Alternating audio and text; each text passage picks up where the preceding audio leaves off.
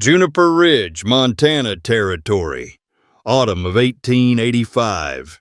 The kind of cold that didn't bite right away, but settled into your bones like regret.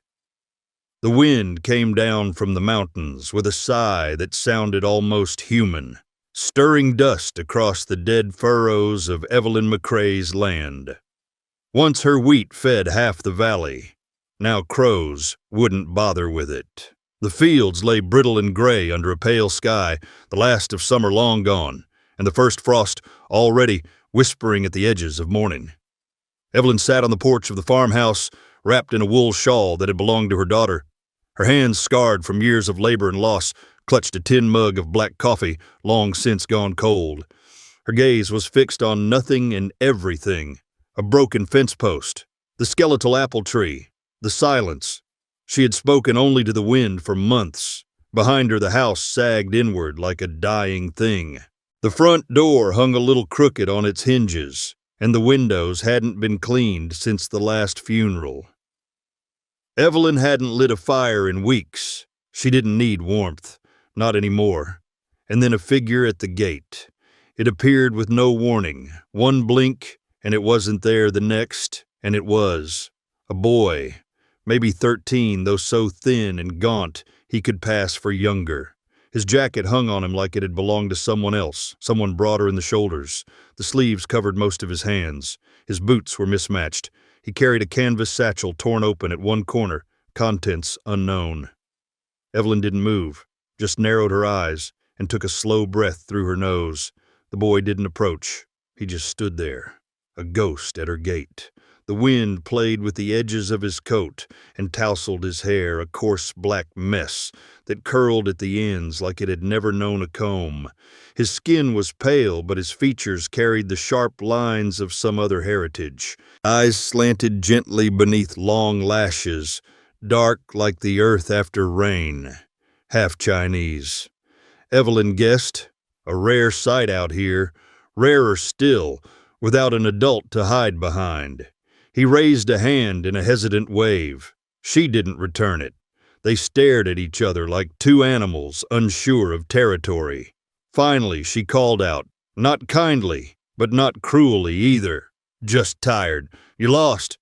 The boy shook his head. No, ma'am. You hungry? He hesitated. Yes, ma'am, but I can work. Evelyn scoffed quietly and leaned back in her chair. Everybody says that. The boy swallowed. His Adam's apple bobbed visibly. Some men in Barlow said you might need help. I came from there. Took me 2 days. Barlow's 30 miles. 32, he said, something in his voice, not just the words, but the way he said them pressed at the edges of Evelyn's armor. He wasn't pleading. He wasn't even hoping, not really. Just standing, steady, waiting for the world to say yes or no, and bracing either way. The boy didn't know it, but that kind of stillness was rare. Evelyn had seen it only once before. In her husband's face the day he volunteered to go out into the storm to save the livestock. He never came back.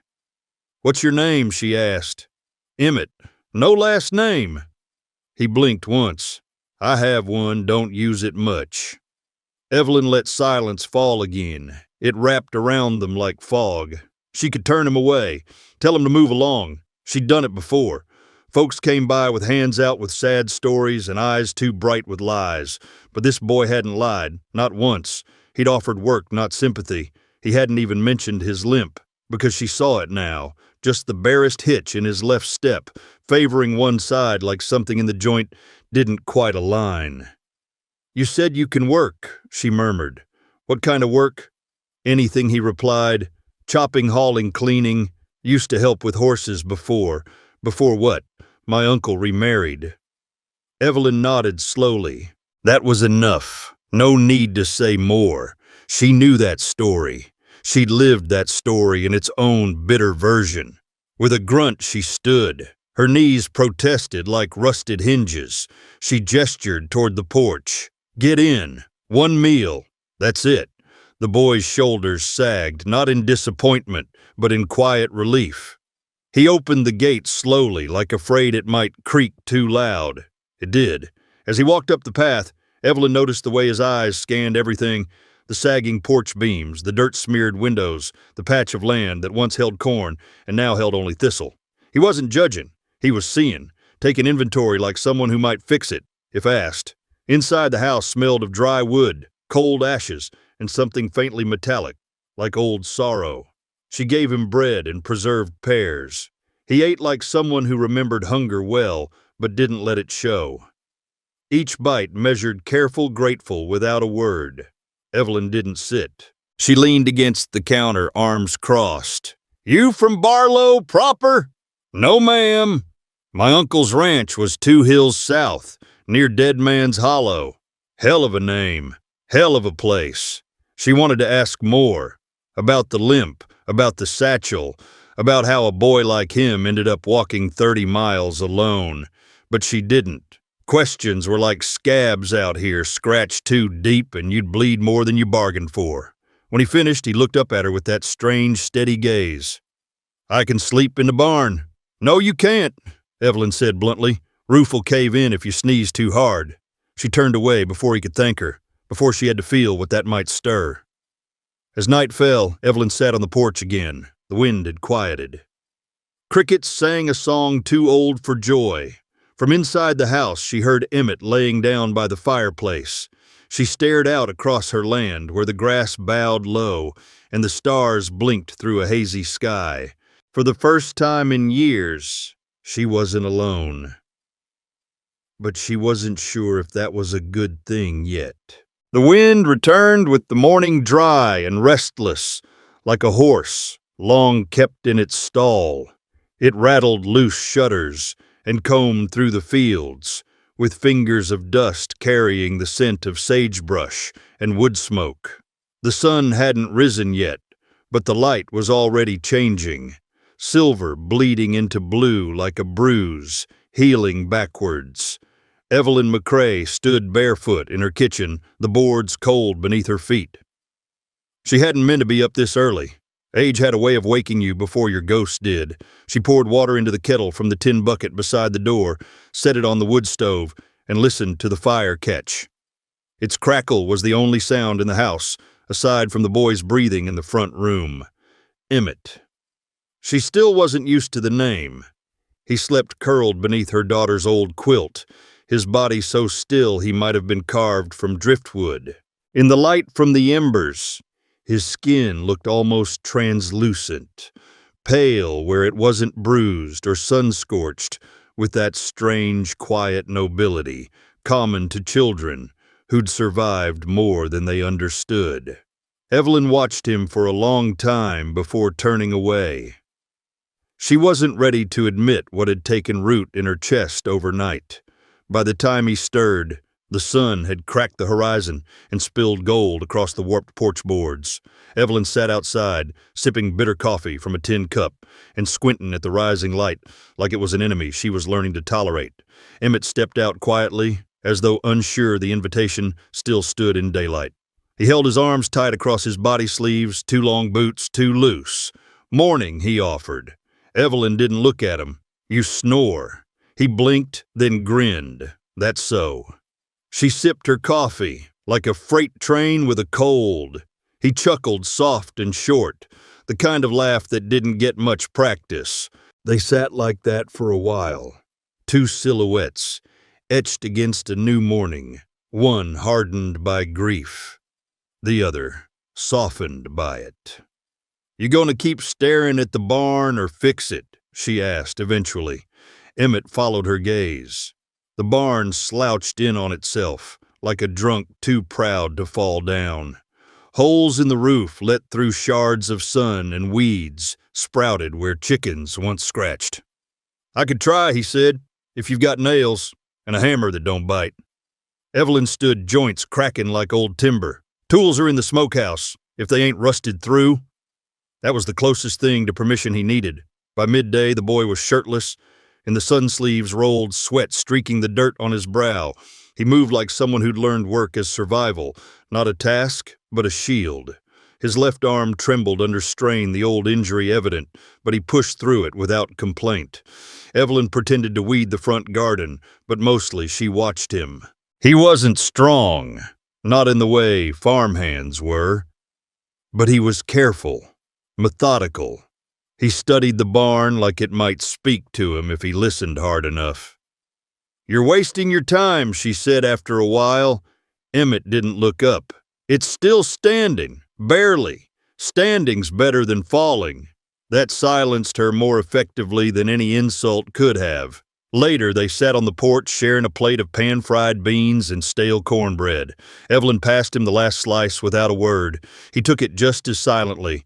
When he finally spoke, it was with the cautious rhythm of someone pulling splinters from memory. "My uncle's place had a barn, too, smaller than this. We used to keep goats. You liked goats. Not really. Mean bastards. One of them broke my wrist when I was 9, kicked me down the root cellar stairs." She raised an eyebrow. "That why your arm shakes?" He nodded. "Set wrong. No doctor out that way. Uncle wrapped it in flour sack and told me not to cry." Evelyn's jaw tightened. Not at the boy. At the world that lets such stories become normal. "He die of bad luck or bad friends?" she asked. Emmett glanced at her. "Cards, whiskey, shot in the back. Not even over money. Just a look someone didn't like, and your father never met him. Ma was a rail cook in Dillon. They said she took up with a Cantonese railroad worker who never came back after winter. She died having me. No siblings. Just got passed along, like a parcel nobody wanted to claim." Evelyn murmured. "Exactly." They sat with that, with the truth of it. Evelyn didn't offer comfort. She didn't have much left, but her silence wasn't empty. It was a kind of witness. After a moment, Emmett looked down at his lap. "Some men came around after the funeral. Said my uncle owed big. Real bad men. Told me I was part of the debt. Said I'd work it off in Colorado if I didn't want to disappear." Evelyn's pulse kicked. Disappear? He didn't answer. Just stared at the barn again. "That's why I left. I heard your name in Barlow.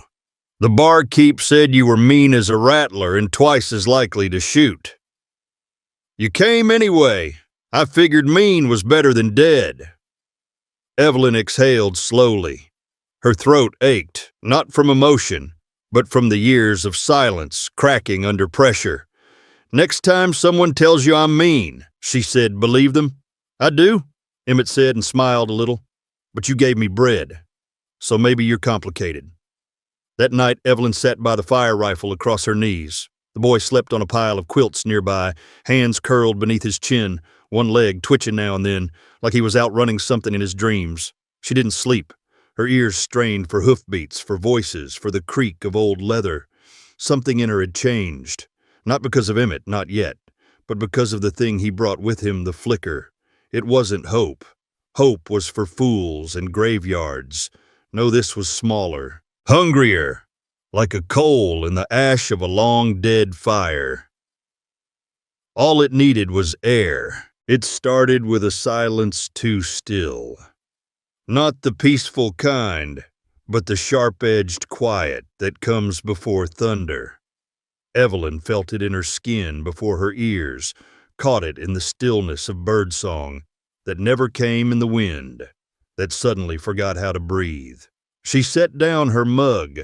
The coffee inside had long since gone cold, untouched since sunrise. From the porch, she saw Emmett hauling old planks to the barn, his limp barely noticeable now, buried beneath routine and determination. But Evelyn's eyes weren't on him. They were on the ridgeline. 2 riders had appeared there like smoke blurred against the late afternoon haze, still as statues, watching. She didn't move, didn't blink, just stood slowly and stepped into the doorway, hand brushing the rifle leaning against the wall. She called out, voice calm, but sharp as broken glass. "Emmett." He turned toward her at once alert. "We've got company." He squinted toward the ridge and stiffened. The boards in his arms dropped with a dull thud. "You know them." He didn't answer, but the way his face went pale told her everything she needed. She moved inside, checked the rifle, loaded, clean. Her hands remembered the feel of it, though it had been years. Grief had made her forget how to fight, but danger remembered her well. By the time the riders reached the gate, the sun had dipped just enough to cast long shadows. The leading horse was black and lean. its rider tall, dressed in worn leather that looked oiled with blood and time. His hat shadowed most of his face, but Evelyn saw the scar that ran from his cheekbone to his collar like a river drawn in violence. He didn't dismount, just stared at her porch like it owed him something. "Afternoon," he drawled. Evelyn didn't respond. The man tilted his head. "Name's Silas Vaughan. I reckon you might have heard it. I haven't." Evelyn lied. "Well, I've heard yours. Widow McCrea. Tough as nails, lives alone, don't scare easy." Evelyn raised her chin. "You here for gossip or trouble?"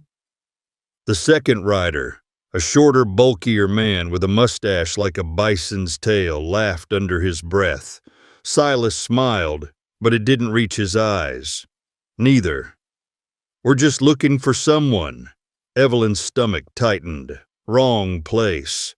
He didn't argue, just reached into his coat and pulled out a folded paper, creased and oily at the edges. "Name's Emmett half-blood kid, scar on his hand, favors the left leg. Ran off from Barlow 3 days ago, owes a debt. Children don't owe debts," Evelyn said, voice like flint. Silas shrugged. "Family does. Boy was under his uncle's care. Uncle owed us plenty, died before paying. Someone's got to cover the balance. Funny how death rarely cancels the bill," Evelyn muttered. "It don't," Silas said, smiling again, "but labor does. And we got a spot for the boy. Couple years' work debt's clean. Hell, we might even feed him." Evelyn leaned against the post rifle, cradled in her arms, now casual but obvious. "There's no boy here," she said. Silas's smile faded. "You sure I said what I said?" He looked past her toward the barn, the crooked roof, the patched door. "Place looks like it needs help. Wouldn't blame you for taking on a hand. No hand but mine." Evelyn lied again. There was a long silence. Silas nodded once, slow. "All right, maybe we made a wrong turn." He pulled his reins and the horses turned. They started to ride off dust, kicking behind them. But just before they reached the end of the fence line, Silas stopped, turned in the saddle. "Thing is, ma'am, I saw 2 sets of boot tracks this morning, one fresh, one small. This land's dry as bone. Prints last." He tipped his hat. "We'll be back." That night, Emmett sat hunched near the hearth legs, folded arms wrapped around his knees. The fire was low, just coals and flickers, now like the inside of a dying star. Evelyn leaned against the door frame, arms crossed. Her rifle stood beside her, loaded, waiting. "They'll come again," he said. "I know I should go." "No." He looked up sharply. "They'll kill you if you stand between them and me." She stepped forward slow and deliberate, kneeling so they were eye to eye. Her voice was low, but every word cut clean. 3 years ago, I stood by while death took my family. Didn't have a gun, didn't have a fight left in me. I watched everything I loved die because I was too empty to stop it." She placed a hand over his. "I'm not empty anymore." His eyes filled, but he didn't let them fall. "I'm not worth that. You let me decide what's worth it." Next morning, Emmett helped her fortify the barn, reinforce the hinges, realign the fencing near the path. It wouldn't stop a determined raid, but it might slow one. At midday, they found a spot overlooking the ridge and practiced with the Colt pistol Evelyn had kept buried since her husband passed. The gun was too big for Emmett's hand, but he learned fast. "I don't want to kill anyone," he said. "Neither do I. But I will if I have to," he added. Evelyn nodded. "Then you're already older than you should be." As dusk approached, she sat alone on the porch again, watching the wind dance through the brittle grass. In her lap, the rifle. In her chest, something ancient, awakening. From the barn, Emmett called to her, "Someone's coming." She stood heart quiet but quickening, and as the hoofbeats rose again from the ridge, Evelyn McCrea, who once let the world forget her, stepped forward into the wind, ready to remind it who she was. The sky over Juniper Ridge turned the color of bruised plums, heavy with stormlight and something worse, expectation. It wasn't just weather coming down the hills. It was reckoning. From the porch, Evelyn could see the torches, first 8 or 9 of them scattered across the ridge like stars fallen too close. Not the hurried kind of riders, The deliberate kind. The kind that came with witnesses. She steadied the rifle in her hands. Her palms were dry now. No tremble. Fear had bled out of her the day she chose to stand. Behind her, Emmett sat by the hearth, cleaning the Colt with hands steadier than his years should have allowed. His face was pale but set. How many, he asked. Too many, she replied, and they brought light. Means they're not hiding anymore. Emmett nodded slowly, lips pressed tight. Evelyn turned to him. Listen to me when they come. We don't fire unless we have to, not unless they cross the line. He didn't ask what line. He knew. A soft knock on the front door startled them both. Not fists, knuckles, measured, legal. Evelyn opened the door with the rifle in hand. Standing on the porch was a man in robes of law-black wool, dusted with trail grit silver pin, glinting beneath his collar.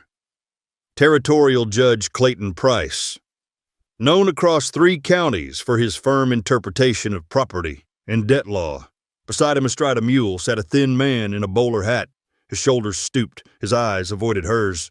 His face, Emmett's face, aged 20 years and hollowed by cowardice. Emmett stepped forward, saw him. Father, the boy whispered. Evelyn felt the word like a hammer on stone.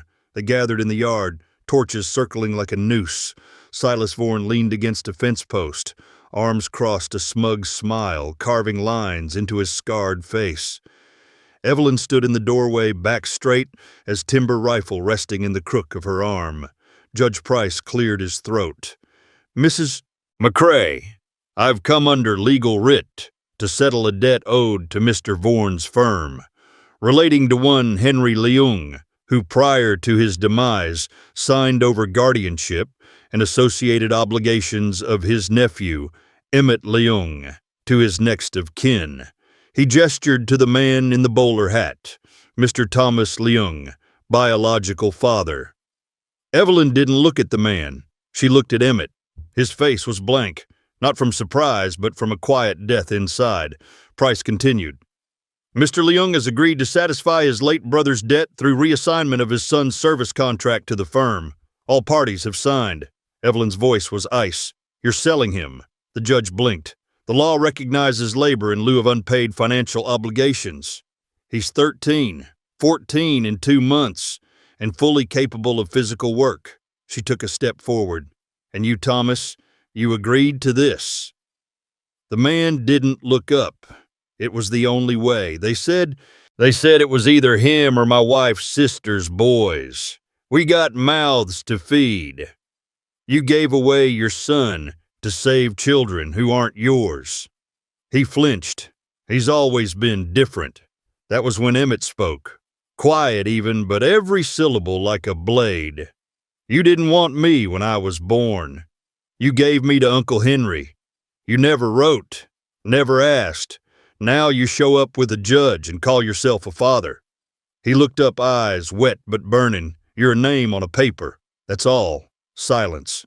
Evelyn's chest ached, not from rage, but from recognition. She remembered the cold emptiness of being abandoned in grief. Now she was watching it happen to a boy too young to know how to survive it. She stepped forward, standing between Emmett and the torchlight. I won't allow it. Price's expression turned sharp. Then I'll remind you, interfering with a legally binding reassignment constitutes obstruction of territorial law, punishable by fines, seizure of property, or incarceration. Try it, she said. Silas Vaughan stepped forward now, voice like gravel. Lady, we're not here to start a war. We just want what's owed. Let the boy come quiet and no one gets hurt. You come for him, Evelyn said, raising the rifle to her shoulder, and you better dig your own damn grave on the way in. A hush fell. Then Emmett did something that broke Evelyn's heart wide open. He stepped from behind her and placed a hand on her arm. Don't! She looked at him wild-eyed. No! They'll kill you! They've got law and numbers. You are not going with them. I can't let you lose another family for me. You are my family now, she whispered. Tears slid down his cheeks, but he turned to face the judge. I'll go. No, Evelyn said again, louder, but Emmett had already stepped into the ring of torchlight. The riders closed in, and then a gunshot cracked the air. Not Evelyn's, Not Vaughn's. It came from the ridge, and a voice followed it, loud, fierce, familiar. "You touched that boy, and you answer to every rancher in Juniper Ridge." From the dark came 6 riders, lanterns swinging rifles drawn. Evelyn gasped. She knew them, old neighbors, men who hadn't set foot on her land in years, men who'd once brought casseroles to funerals, then faded away. But tonight, they'd returned, not to save her, to stand with her. Vaughn's smile slipped. Judge Price paled. Thomas Leung backed away like smoke on wind. Evelyn stepped forward once more, raising her voice to the night. "This land is mine. This boy is mine. This debt is not. You want to press it? Go through me." Emmett stood beside her again, and this time she didn't have to tell him he was worth it. He already knew. The torches flickered like wavering oaths in the dark. Faces shone beneath wide-brimmed hats, some hard, some afraid, all watching. The standoff carved Juniper Ridge in 2 halves, those who came to take and those who'd had enough stolen already. The air smelled of sweat leather and something rawer resolve. Evelyn McCrea stood at the center of it, all flanked by Emmett and the 6 riders who had come down from the ridge with lanterns and long guns. Her rifle was raised steady as granite. Across from her, Silas Vaughn looked like a man calculating risk for the first time in a long while. His pistol remained in its holster, but his fingers danced near the handle like a violinist before a final concerto. "Still think this boy's yours to claim," Evelyn called out, her voice cutting through the hush like the crack of a whip. Vaughn didn't answer. Not yet. The judge cleared his throat, stepping forward. "I would remind all parties that this is now a legal matter." "Save it," Evelyn snapped. "You rode in here thinking I was alone, thinking no one would stand with me. You were wrong." She gestured toward the men at her back, neighbors once lost to grief, and silence now returned with storm in their eyes. "I buried my husband with these men's help. They knew my daughter's name before the fever took her. You think you can scare me into giving up the last piece of family I've got left?" Vaughn's smile came back bitter this time. "You think this ends in speeches? No," she said. "I think it ends in choice, and I've made mine." He moved first. His hand went for the gun. Evelyn fired. The crack of her rifle split the silence wide open. Vaughn's shoulder jerked back, spinning him to the ground. The judge screamed. Horses reared. Gunfire erupted like thunder in a canyon. Evelyn dropped behind a feed barrel. Emmett dove behind her, reloading the Colt with trembling hands but eyes sharp. The 6 riders spread out, returning fire with precision, born of anger long stifled. Bullets tore through porch posts. Glass shattered. The air turned to dust and smoke. Evelyn shouted, "Emmett left flank!" He crawled leg dragging, but moved like a soldier born. He took cover near the well and fired once, twice. One of Vaughn's men fell clutching his thigh. Another tried to climb the porch. Evelyn met him with the butt of her rifle, slamming him backward into a patch of thistles. She didn't have time to feel the recoil in her shoulder. She just kept moving. In 10 minutes, it was over. 3 of Vaughn's men lay wounded, 1 dead. The others had scattered into the dark, dragging Vaughan with them, bleeding and cursing, promising vengeance with every breath. The judge had vanished, his horse long gone cowardice, finally choosing flight. Only Thomas Leung remained standing at the edge of the torchlight, looking like a man turned to stone. Emmett approached him slow. "You gonna say you're sorry now?" the boy asked. Thomas swallowed, then said, voice shaking, "I didn't think they said they wouldn't hurt you, that it'd be work, not this. Emmett didn't raise his gun. He didn't need to. I don't care what they said. You knew what they were. You still gave me away." Thomas looked at Evelyn.